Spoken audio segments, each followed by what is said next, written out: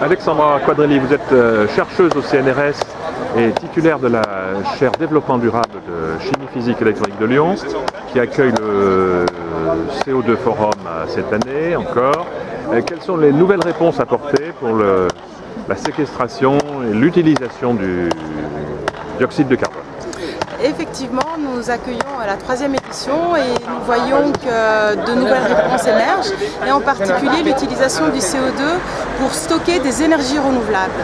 Donc non seulement un combat contre le réchauffement climatique en faisant de nouveaux matériaux. Je vous inviterai à regarder le nouveau banc que nous avons construit ici, qui est fait en matériaux négatifs en carbone, mais aussi à pouvoir stocker des énergies renouvelables, éoliennes, électricité qu'on peut appeler verte, avec du CO2.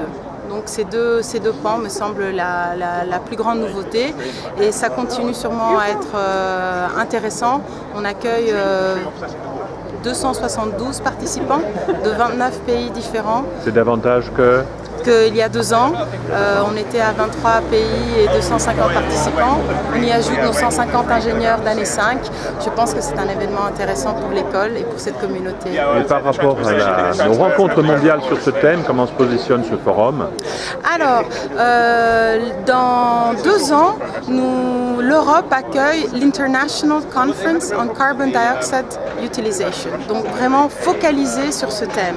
On a décidé de travailler ensemble pour faire la 4e édition du CO2 Forum délocalisée à l'Université d'Oxford, UK, qui donc fera et le congrès international et notre CO2 Forum. Donc 4e édition, déjà le rendez-vous 2016 en Angleterre.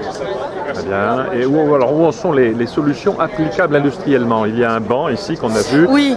Concrètement, quels sont les premiers produits qui sont issus de l'utilisation du CO2? Nous avons ici monsieur Casey Tran, qui est le PDG d'une entreprise islandaise, Carbon Recycling International, qui utilise le CO2 et l'électricité qu'il a pu générer par géothermie pour produire du méthanol qui n'est pas issu des ressources fossiles.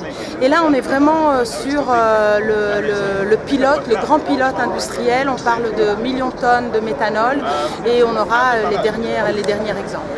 Très bien, je vous remercie.